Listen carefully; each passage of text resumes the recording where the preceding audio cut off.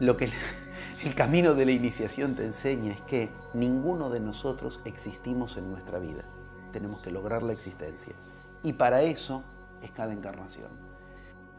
Cualquier persona cree que tiene las ideas claras, hasta que las tiene que decir. Cuando las dice, empieza a descubrir que no puede decir 2 veces seguida la misma frase. Si yo te pregunto, dime lo que quieres lograr. Todos creemos que lo tenemos claro en la cabeza, hasta que lo tiene que decir. Nunca en la historia de la humanidad, hubo tanta solidaridad como ahora. Organismos, benefactores, mentores, mecenas. Estamos más pobres que nunca. Las políticas funcionan solamente sobre una base ética. Y nuestros políticos son tan éticos, tienen que demostrar tanta ética. ¿Algo por qué se llega a ser regente? Por una buena campaña publicitaria, por un carisma, por la sonrisita del listillo. En la antigüedad, los que efectivamente llegaban a ser el Inca, el regente, era porque había tenido que demostrar ser la persona más ética de la comunidad.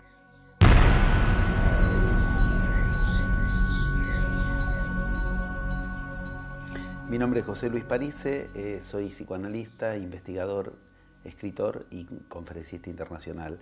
Desde hace 30 años investigo primero por vía del psicoanálisis y después por todas las otras vías que pude encontrar en qué consisten las posibilidades de armar realidades propias. ¿Y en qué consiste armar realidades propias?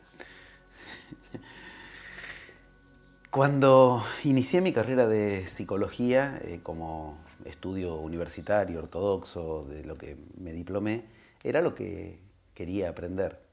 Después de los 5 años de la carrera de psicología,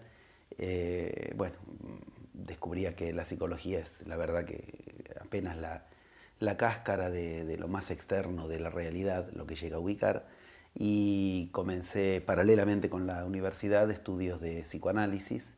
Durante 11 años estuve haciendo grupos de estudio y paralelamente llevaba por mi cuenta un estudio riguroso de todo aquello que en la historia de la humanidad parecía que había logrado algún tipo de testimonio de creación de realidad propia. Las grandes culturas iniciáticas y los grandes iniciados, que cuando uno las ve pareciera que no tenían nada que ver con la realidad de las otras culturas o de las otras personas de aquella época. Llegado un momento, el estudio fue prácticamente inagotable, porque era estudiar todos los textos sagrados de la historia de la humanidad, era estudiar paralelamente la carrera de psicología, era estudiar topología, era estudiar lingüística, era estudiar física cuántica, era estudiar historia de las religiones, para cierta hipótesis que yo tenía ubicada petulantemente, puedo decir así, en mi entusiasmo inicial como profesional. Mi hipótesis era que no podía ser que hayan todos los grandes iniciados de la humanidad nacido iluminados. No tiene gracia.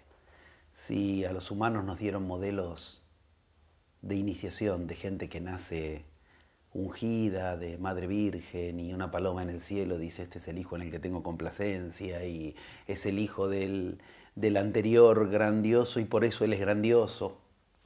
Mi madre no era virgen.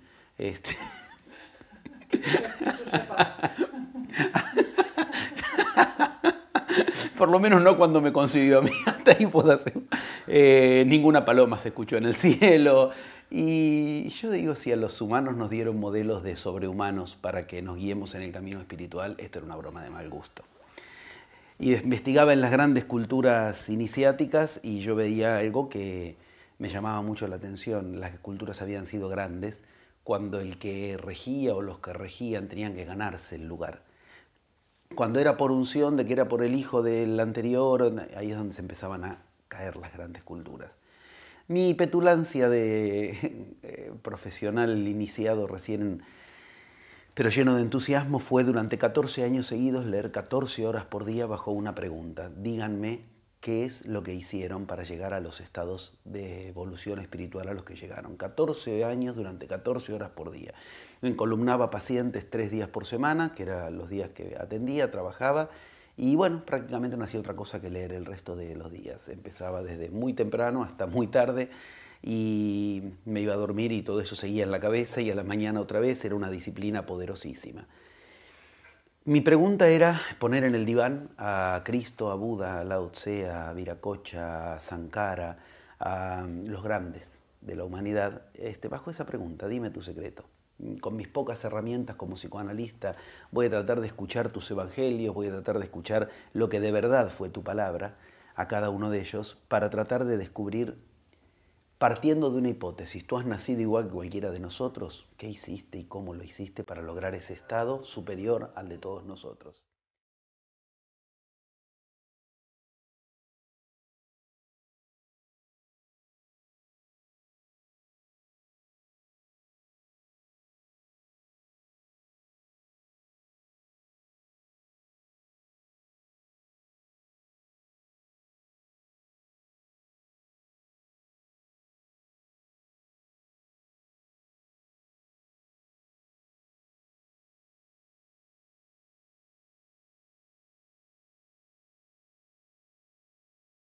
...22 años atrás decidí comenzar la preparación formal de lo que hoy estoy enseñando aquí.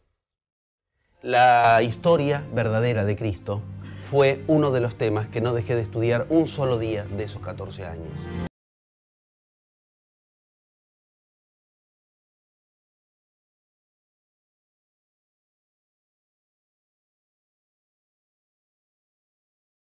Esta era que está profetizada o cambia en el 2012 u otra vez la humanidad rebota y tiene que volver a aprender las mismas lecciones, es la era que comenzó 2000 años atrás.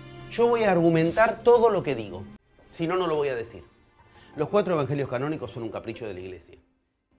Es decir, ¿qué tienen de canónicos para ser canonizados? Lo que le convenía a los papas y a los reyes de turno.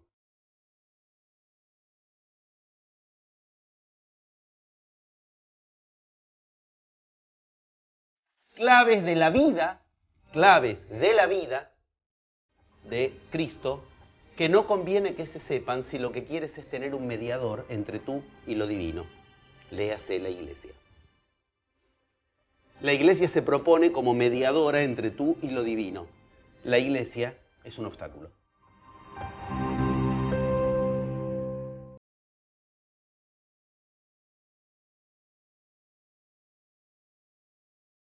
Porque Cristo no pidió que se sepa su vida. Cristo pidió que se sepa su enseñanza. Porque se entiende que Judas tuvo una fortaleza que ni el mismísimo Cristo hubiera tenido. Le dice: quedarás maldito por el resto de las generaciones.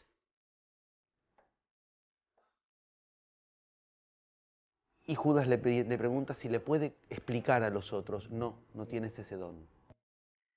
La verdad que fueron 14 años de trabajo poderosísimo a nivel de leer los Vedas, leer los Upanishads, leer todas las Biblias, estudiarlas, junto con las disciplinas de la ciencia con las que podemos penetrar en el estudio de la realidad, como la cuántica. Y después de esos 14 años, empezar a buscar los cursos donde alguien me pudiera enseñar de todo eso que había leído. Y ahí empezó, en cierto modo, el verdadero viaje. Cuando uno cree que ya terminó y que ya leyó todo, ahí recién empezaba el verdadero viaje. Porque la verdad que la, la decepción es muy grande. Cuando uno leyó de esas grandes potestades, de esas grandes realidades que parecían que la vida se iluminaba, se llenaba de una magia cotidiana, de una energía especial, de gente que trascendía qué es lo que se logra en la vida, y uno va a ver, lo digo con todo cariño y respeto porque también pasé por ahí en su momento, cuando uno va a ver quiénes dan esos cursos de yoga, de tantra, de mantra, de sutra, de pirámide, y uno ve que por muy bien que respiran y que aprenden todo eso, la verdad que la vida está muy lejos de lo que yo había leído en esos textos originales, que era la vida de las culturas y de quienes en esas culturas practicaban eso. Yo, sin dar nombres, pero doy casos que son en cierto modo conocidos. El supuesto mentalista que no puede con el peso de su propio cuerpo, no puede ser.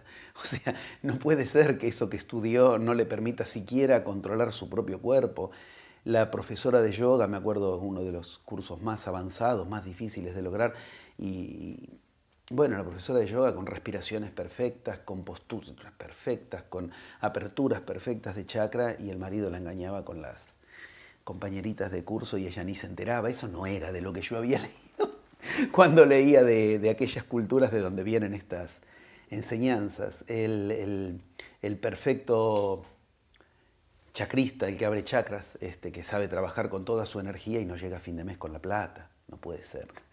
No era eso. O sea, por muy bien que aprendieran y enseñaran, la vida se tenía que iluminar, se tenía que llenar de toques divinos. No era solo aprender a respirar, estar 10, 12 años para aprender a respirar y que tu vida no haya variado mucho, salvo que te sientes subjetivamente más centrado, más enfocado. Lo digo con respeto, está muy lindo, pero no eran para eso. O sea, si uno leyó los textos originales de esas culturas, la vida se transformaba en algo muy por encima de lo que habitualmente entendemos que es la vida humana.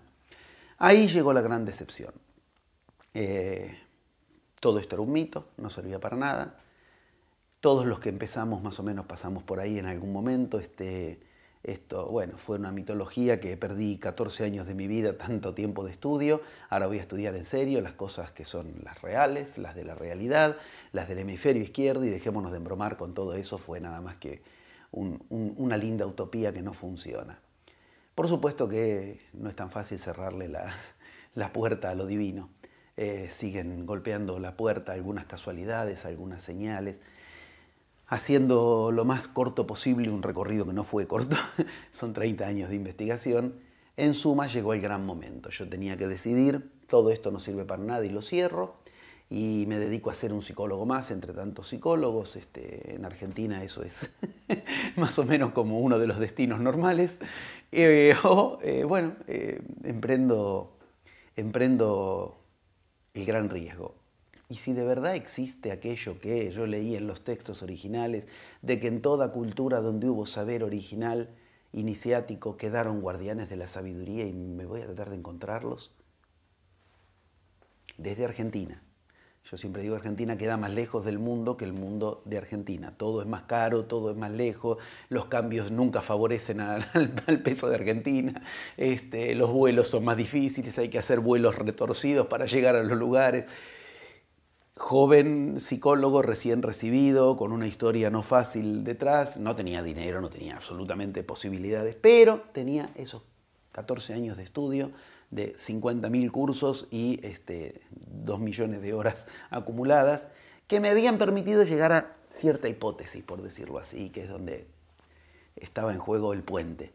Yo había visto que la verdad que cuando uno empieza a estudiar todo aquello, hay algo en común, como si todos hubieran aprendido algunas cosas en común, pero trataron de enseñar, los hinduistas por una vía, los zen por otra vía, los taoístas por otra vía, la cábala por otra vía, el kybalión por otra vía, pero trataron de enseñar algunas cosas en común. Mi osadísima hipótesis inicial era: yo no puedo viajar por el mundo, no puedo ir a ningún lugar si no tengo algún tipo de ayuda de lo divino. Y si yo trato de aplicar algo de todo eso que vi, que es lo que está en común, pero que no es lo que me enseñaron cuando fui a los cursos, es lo que de mi investigación se decantaba como algunos principios que yo había visto en común, 4 principios. Empecé a darle la última oportunidad al gran sueño de mi vida, a que la magia y la vida se encuentren. Empecé a aplicar algunas de esas mínimas cosas.